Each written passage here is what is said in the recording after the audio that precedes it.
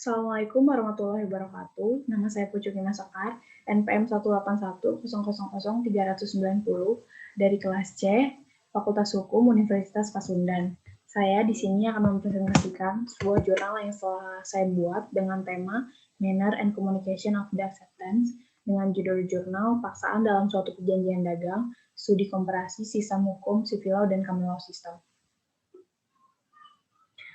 Salah satu syarat sah perjanjian adalah kesepakatan. Kesepakatan di dalam bentuk suatu perjanjian, syogianya merupakan suatu kesepakatan yang bulat dan merupakan suatu kesepakatan yang saling menguntungkan bagi para pihak.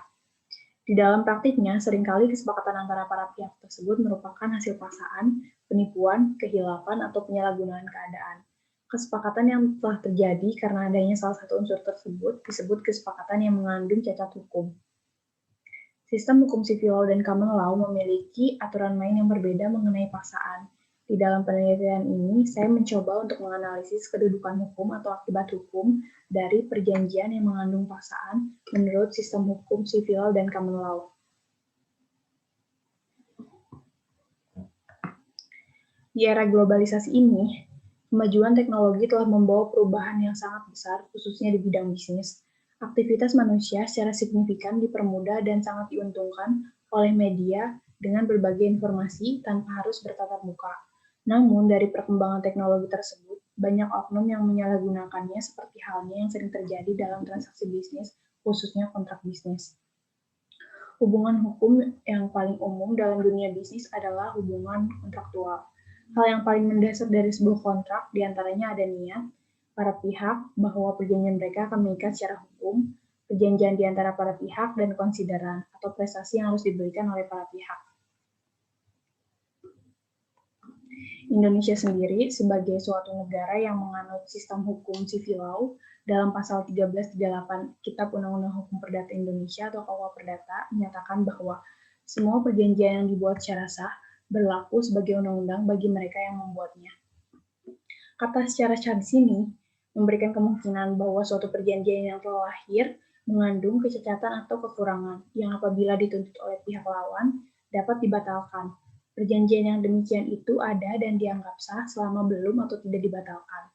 Dalam pasal 1338 KUH Perdata, kalimat secara sah berarti memenuhi semua syarat-syarat untuk sahnya suatu perjanjian sebagai ditentukan oleh hukum. Jadi, dapat disimpulkan bahwa menurut pasal 1338 KUH Perdata, perjanjian yang dibuat secara sah yang memenuhi pasal 1320 KUH Perdata berlaku sebagai undang-undang bagi mereka yang membuatnya. Tidak dapat ditarik kembali tanpa persetujuan dari kedua belah pihak atau karena ada alasan yang cukup menurut undang-undang dan harus dilaksanakan dengan itikat baik. Namun, pada kenyataannya, tidak sedikit perjanjian yang mengandung cacat di antara perjanjian tersebut. Di antaranya, perjanjian tersebut mengandung suatu paksaan yang tentunya berakibat hukum bagi perjanjian itu sendiri.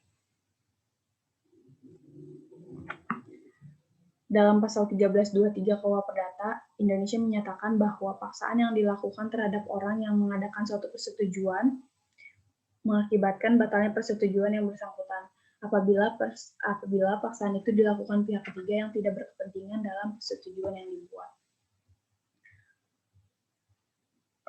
Namun, negara-negara yang menganut sistem hukum common law mengartikan bahwa paksaan atau duress itu sendiri timbul apabila salah satu pihak diminta untuk membuat perjanjian dengan kekerasan. Persetujuan itu tidak diberikan secara bebas, dan karena itu, perjanjian yang demikian itu dapat dibatalkan menurut kehendak dari pihak yang diminta dengan kekerasan tadi. Duress terjadi jika salah satu pihak memasuki kontrak karena dibawa kekerasan atau ancaman kekerasan terhadap dirinya sendiri atau keluarganya, atau kerabat dekatnya dengan ancaman dengan hukuman penjara palsu atau ancaman akan membuka aib setiap anggota keluarganya. Dengan adanya perbedaan dalam sistem hukum civil law dan common law tersebut, saya menarik suatu rumusan masalah sebagai berikut. Bagaimana perbedaan antara paksaan dalam suatu perjanjian yang menganut sistem hukum civil law dan common law. Metode penelitian. Jenis penelitian yang digunakan oleh saya dalam jurnal ini adalah jenis penelitian normatif, yang bertujuan untuk data sekunder. Data sekunder sendiri merupakan data dalam studi pustaka yang dilakukan untuk penelitian dengan mempelajari dan mengumpulkan data yang berhubungan dengan penelitian. Data sekunder ini diperoleh dari buku-buku, peraturan perundang-undangan, jurnal-jurnal hukum, dan publikasi tentang hukum. Selanjutnya mengenai pendekatan penelitian. Pendekatan penelitian yang digunakan dalam jurnal ini adalah pendekatan komparatif atau comparative approach yang dilakukan dengan menelaah perbedaan antara sistem hukum common law dan sistem hukum civil law. Kemudian spesifikasi penelitian yang digunakan dalam penelitian ini adalah descriptive analysis, yaitu dengan melakukan deskripsi terhadap hasil penelitian dengan data yang ada. Deskripsi yang dimaksud dalam hal ini adalah terhadap data sekunder yang berhubungan dengan permasalahan yang diteliti. Selanjutnya kita masuk ke dalam pembahasan, yaitu paksaan. Paksaan atau duress menurut sistem hukum common law system. Paksaan atau duress timbul apabila satu pihak diminta untuk membuat perjanjian dengan kekerasan. Persetujuan itu tidak diberikan secara bebas, dan karena itu perjanjian yang demikian ini dapat dibatalkan menurut kehendak dari pihak yang diminta dengan kekerasan atau ancaman kekerasan itu. Duress terjadi jika salah satu pihak memasuki kontrak karena dibawa kekerasan atau ancaman terhadap dirinya sendiri atau keluarga dekatnya, atau ancaman dengan hukuman penjara palsu, atau ancaman akan membuka aib setiap anggota keluarganya. Dalam jurisprudensi, paksaan atau paksaan mengacu pada situasi di mana seseorang melakukan suatu tindakan sebagai akibat dari kekerasan, ancaman atau tekanan lain terhadap orang tersebut.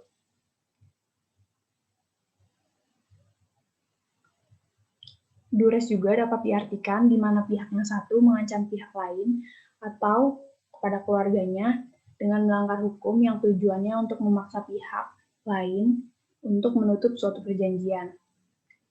Dalam sistem hukum common law ini terdapat 4 kategori duress, yaitu yang pertama kekerasan atau ancaman penggunaan kekerasan, 2 pemenjaraan atau ancaman memenjarakan, 3 mengambil atau menguasai barang pihak lain secara tidak sah, 4 ancaman untuk melanggar kontrak atau untuk melakukan tindakan-tindakan yang sah.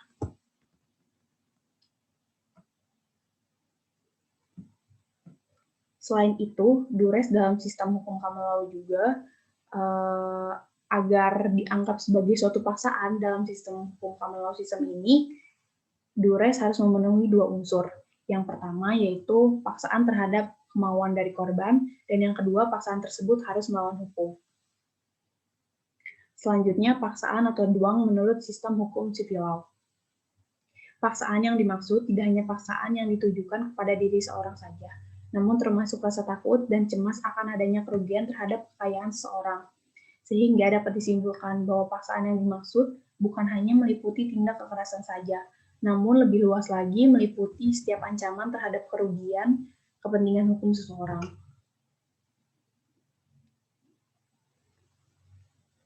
Menurut doktrin dan jurisprudensi, ternyata perjanjian yang mengandung paksaan tetap mengikat para pihak. Hanya saja, atas tuntutan dari pihak yang merasa telah memberikan pernyataan yang mengandung paksaan tersebut, perjanjian itu dapat dibatalkan atau dapat dimintakan pembatalannya.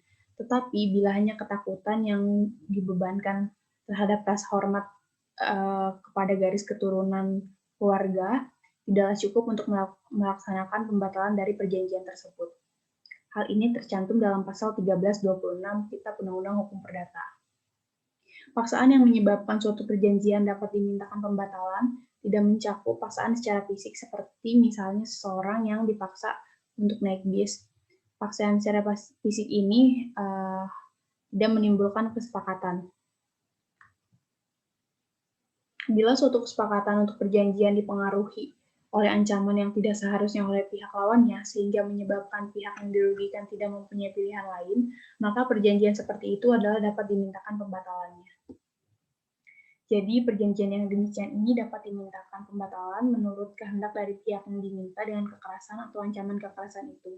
Sedangkan, suatu kontrak yang dibuat karena paksaan fisik adalah batal. Demikian presentasi yang dapat saya jelaskan mengenai jurnal hukum yang telah saya buat. Kurang dan lebihnya mohon dimaklumi. Wabillahi taufiq wal hidayah. Wassalamualaikum warahmatullahi wabarakatuh.